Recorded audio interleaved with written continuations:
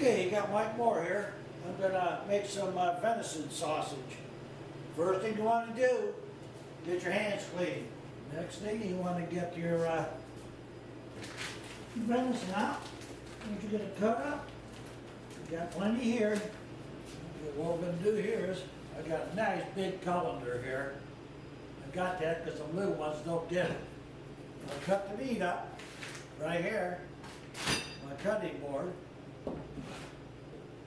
Put it in here, take it to the sink and wash it out real good. Get all the blood off of it. Any fat on this meat, cut it off. Hold her there. Take your meat out.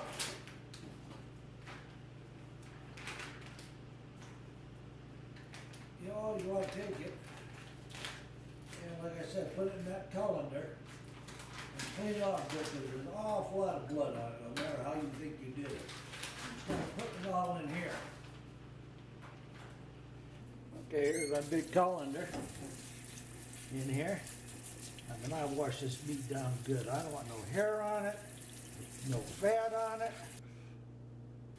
I'm gonna start cutting up this meat so I put it into my grinder to grind it up. So you just make it good enough for the grinder. Make it small enough you can get it in there. Oh, look at that meat. That's a good piece of meat there.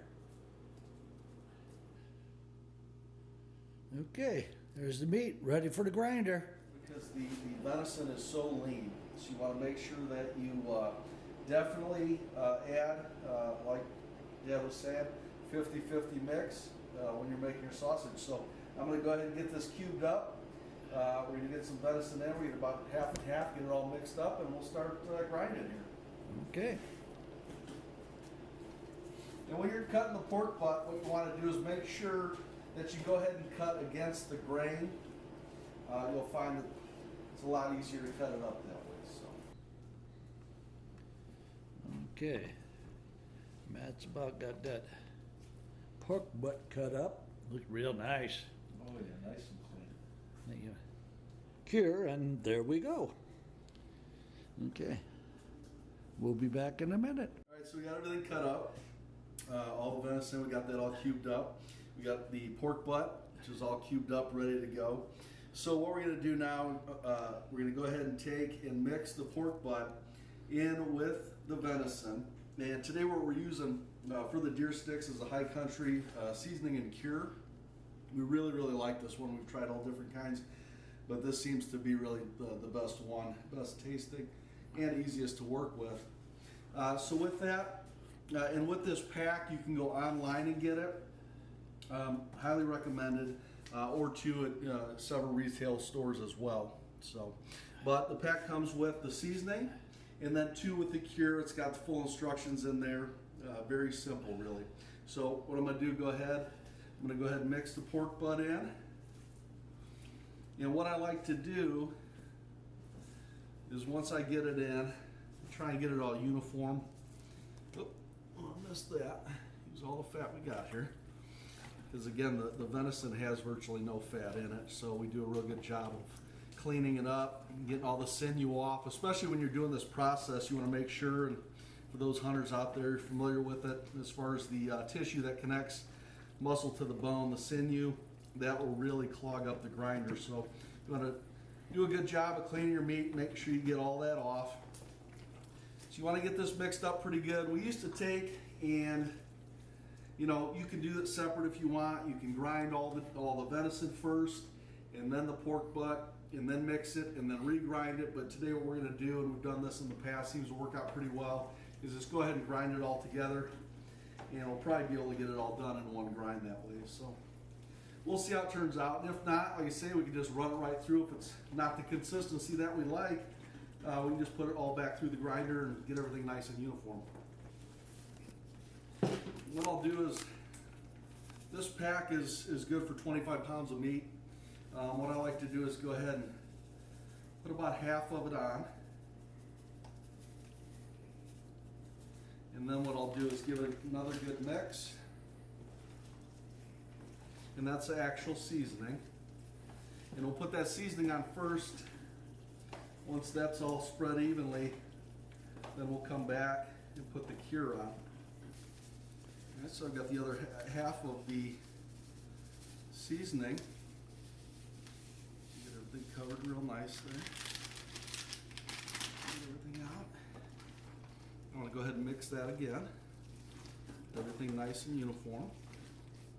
You'll notice too that, you know, and in the instructions, it'll tell you for the cure to add, you add the cure to 1.5 cups of water. We like to use just a little bit less. So we'll go ahead and use 1 cup of water, simply because the venison does retain quite a bit of moisture. So we like to take that into consideration. All right, we got everything mixed up with the seasoning on it. There's a couple different ways to do this. You can actually grind the meat first and then put your seasoning on.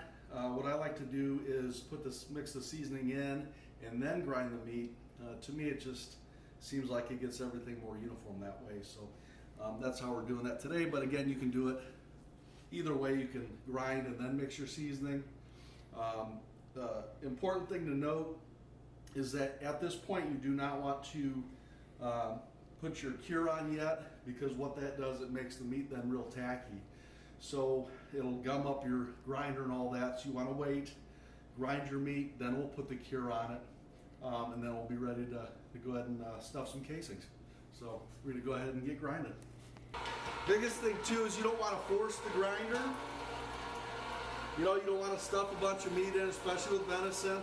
See how that's coming out real nice? I think we're using 18 millimeter, I think today, right? 16 or 18 millimeter on the grinder head.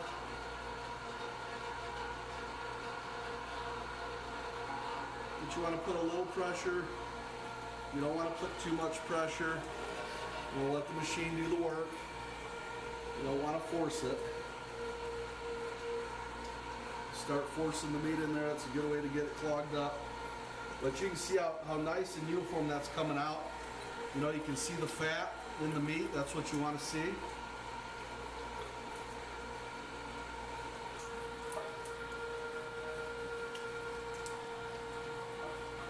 Just to correct myself, this is actually, and I was thinking of the casings, when I said 17 millimeter, we're actually using a 1/4 inch screen. If you want to, if this is still a little too coarse for you, you can run it through and then run it back through a 3/16 screen. So I was looking at the product, and again, we went ahead and ground this up with the 1/4 inch, and it turned out pretty good. But with using the smaller casings today, I decided to go ahead and use the 3/16 screen. So I'm just taking the meat, just running it back through with that smaller screen, just to get the meat a little finer, and hopefully, you know, go into the casings a little bit easier since we are using the smaller casings today. All right, back with you. So I just finished up running the meat back through a second grind. Started out with that 1/4 inch screen. Looked pretty good, but like I say, today we're using 17 millimeter casings. So just to be sure, I went ahead and ran it through again through the 3/16 screen. As you can see, the meat turned out beautiful. There's nothing better than, you know, after the season, just taking a day to grind some meat and make some deer sticks that you can enjoy for the rest of the new year. What I'm getting ready to do now is go ahead and add the cure. Now what you want to do with this is we'll add the cure to water. I've got a little over 1 cup of water here. Like I say, you want to make sure you use cold water with that. You're going to want to dump it in and mix it up real good. You're going to make sure the cure dissolves fully in the water. Just add the cure onto the meat.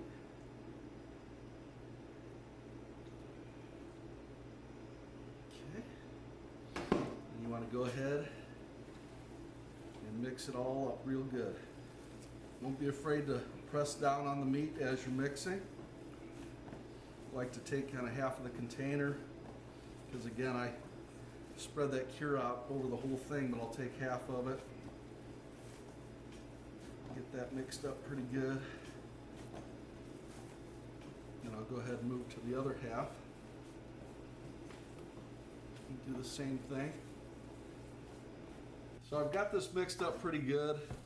One point I did want to make as you're doing this, once you get it mixed up real good and the meat starts to become tacky, you want to make sure that you press your meat and get all of the air out of it, okay?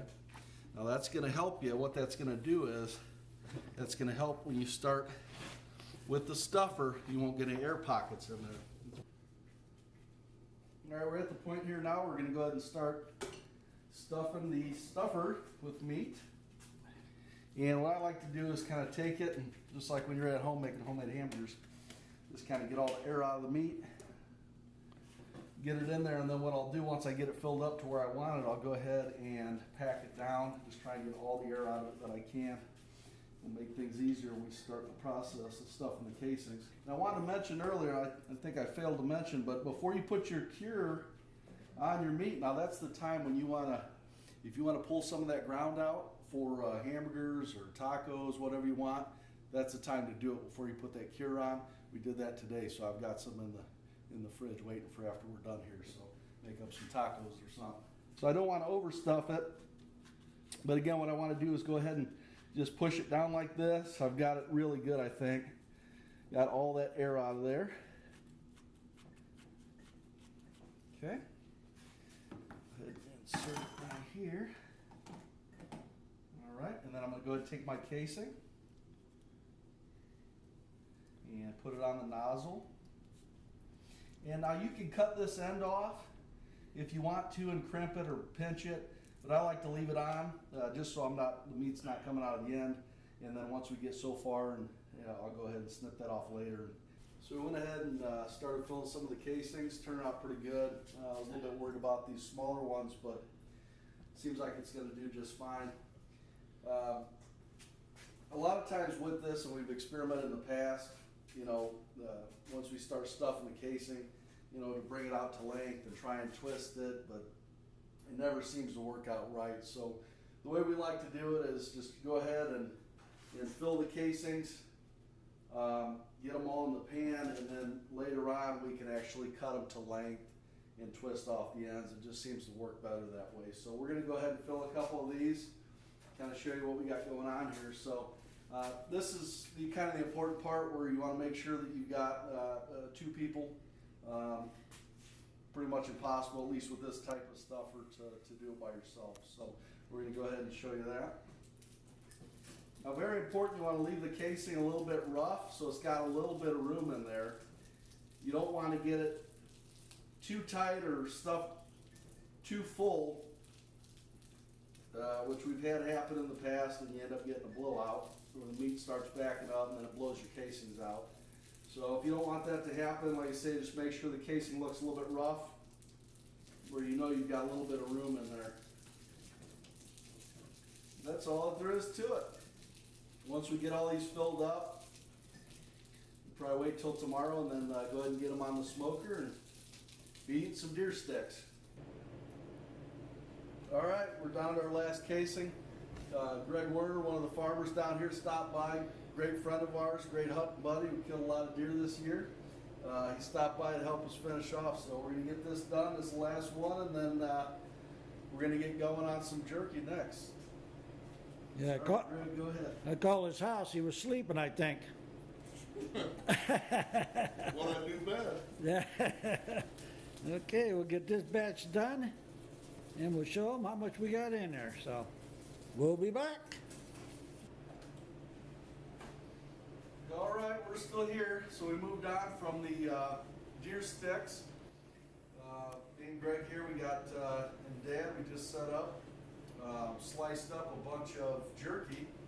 So the easiest way we found to do that is to take and go ahead and put the meat in the freezer for a while, get it stiffened up a little bit, and then go ahead and do it on the slicer. It just makes it really that much easier. You're not fighting the meat as you're trying to slice it. The slice is real nice.